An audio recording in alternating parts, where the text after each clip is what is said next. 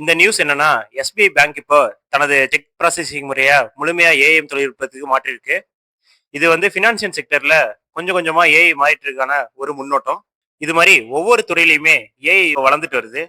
நம்ம எஜுகேஷன் செக்டர்ல என்னென்ன மாற்றம் வந்திருக்கு ஏஐனால அப்படின்னு பார்ப்போம். ஏற்கனவே நடந்து முடிந்த 12ஆம் வகுப்பு சிபிஎஸ்இ தேர்வுல ஓஎஸ்எம் அப்படிங்கிற முறையை வந்து அறிமுகப்படுத்தியிருந்தாங்க. ஓஎஸ்எம்னா என்ன அப்படின்னா, ஆன் ஸ்கிரீன் மார்க்கிங் சொல்லுவாங்க. மாணவர்களோட விடைத்தாள டிஜிட்டைஸ் பண்றதா வந்துட்டு ஓஎஸ்எம். அதை வந்து இப்போ ஸ்டாஃப்ஸ் திருத்திருக்காங்க. ஃபியூச்சர்ல பேப்பர் வேல்யூஷன் முழுமையாவே ஏஐ பண்ணும் அப்படிங்கிற ஒரு நிலைமை வந்தாலும் வந்துடும். இதுல இருந்து என்ன தெரியுதுன்னா, இப்ப எல்லாமே வந்து ஏஐ தொழில்நுட்பம் வந்து மாறிட்டு இருக்கு. இந்த ஏஐ தொழில்நுட்பத்தை டீச்சர்ஸ் எப்படி யூஸ் பண்ணலாம்னு நம்ம சேனல்ல தொடர்ந்து வீடியோ போட்டுட்டு இருக்கோம். இப்ப நம்ம சேனல்ல வீடியோ பார்க்குற 94.9 வியூவர்ஸ் சப்ஸ்கிரைப் பண்ணாம பார்த்துட்டு இருக்கீங்க. நீங்க சப்ஸ்கிரைப் பண்ணிட்டு பாருங்க. உங்களுக்கு ரெகுலர் அப்டேட் கண்டினியூஸா உங்களுக்கு கிடைக்கும்.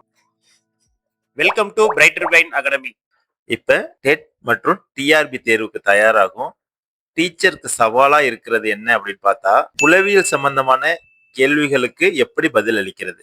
ஃபார் எக்ஸாம்பிள், டெட் எக்ஸாம் சிலபஸை பொறுத்து தமிழ், மேக்ஸ், சயின்ஸ், அப்புறம் சோசியல் சயின்ஸ் இதுக்கெல்லாம் புக்கில் வந்து நமக்கு நோட்ஸ் இருக்கு, படிச்சிடுவோம். அப்படி இல்லைனாக்கா ஸ்கூல் புக்ல இருந்து நம்ம படிச்சிடலாம்.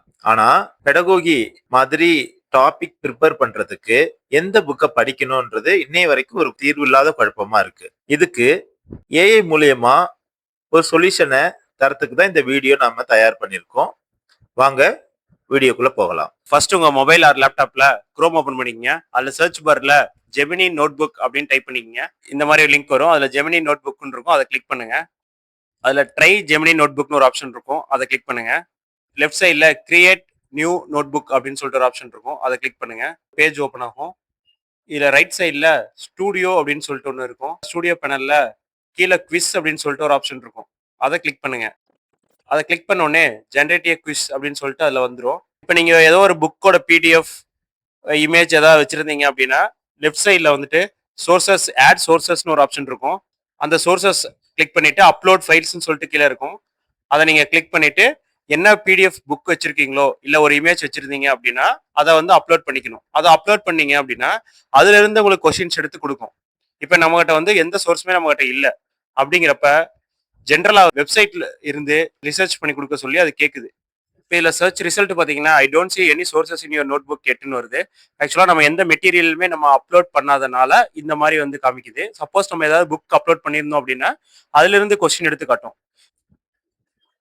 சர்ச் பாக்ஸில் give me a quiz from child development and pedagogy அப்படின்னு சொல்லி நம்ம டைப் பண்ணிப்போம். ஃபார் டெட் எக்ஸாம் அப்படின்னு கொடுத்துட்டு ஓகே கொடுத்தீங்க அப்படின்னா அது குவிஸை ப்ரிப்பேர் பண்ண ஆரம்பிக்கும். பட் சோர்சஸ் இல்லை அப்படின்னு சொல்லிட்டு நான் சொன்ன மாதிரி சோர்சஸ் இல்லை அப்படின்னு சொல்லி காமிக்குது. ஏன்னா நம்ம மெட்டீரியல் அப்லோட் பண்ணாதனால. அதுக்கு வந்து first option is research CDP for TET and generate குவிஸ்னு ஒரு ஆப்ஷன் இருக்கும், அதை கிளிக் பண்ணுங்க. குவிஸ் ப்ரிப்பேர் பண்ண ஸ்டார்ட் பண்ணிடுச்சு. A few moments later. Right சைடில் நமக்கு தேவையான குவிஸ் வந்து ஜென்ரேட் ஆயிடுச்சு, அதை கிளிக் பண்ணுங்க. அதை கிளிக் பண்ணால் இது மாதிரி லோட் ஆகும். அது எக்ஸ்பேண்ட்னு ஒரு ஏரோ மார்க் இருக்கும், அதை கிளிக் பண்ணிக்கங்க. கொஸ்டின்ஸ் வந்து ஜென்ரேட் ஆகிடும். மேலே பார்த்தீங்கன்னா TET child development pedagogy practice quiz அப்படின்னு சொல்லி வந்துடும். இதில் 15 குவிஸ் இருக்கும். அதில் ஒவ்வொரு கொஸ்டினுக்குமே 4 ஆப்ஷன் கொடுத்துருப்பாங்க, ஏபிசிடின்னு சொல்லிட்டு. நீங்கள் ஒவ்வொரு கொஸ்டினுக்குமே ஆன்சர் பண்ணிகிட்டே போகணும். இப்போ இந்த மாதிரி ஆன்சர் பண்ணீங்க அப்படின்னா நாட் குவைட் அப்படின்னு சொல்லிட்டு வரும், அது ராங் ஆன்சர். அது கரெக்ட் ஆன்சர் என்னன்னு அதுவே கொடுத்துரும். அதுக்குள்ள எக்ஸ்பிளனேஷனும் கீழே கொடுத்துரும். இப்போ உங்களுக்கு அதை பற்றி சுத்தமாகவே தெரில அந்த டாப்பிக்கை பற்றி அப்படின்னா எக்ஸ்பிளைன் கொடுத்தீங்கன்னா மறுபடியும் ப்ரீஃபாக வந்து அது கொடுக்கும். இப்போ நெக்ஸ்ட் கொடுத்தீங்க அப்படின்னா நெக்ஸ்ட் கொஸ்டின் வந்துடும். ஒவ்வொரு கொஸ்டினுக்குமே நீங்க ஆன்சர் பண்ணிட்டே போகலாம்.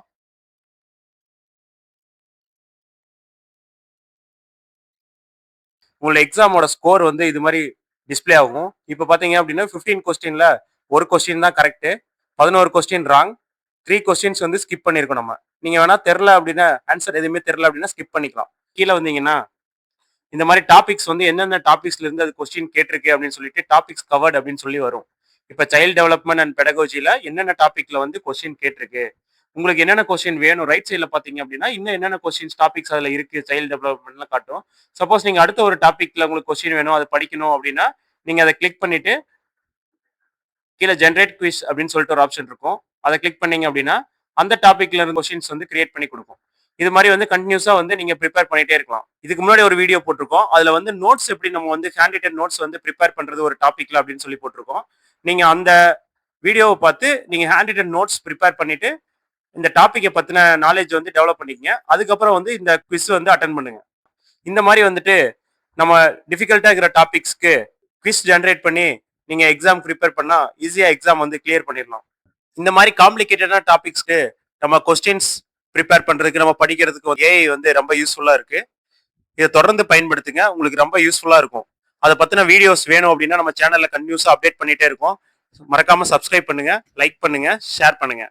தேங்க்ஸ் ஃபார் வாட்சிங்.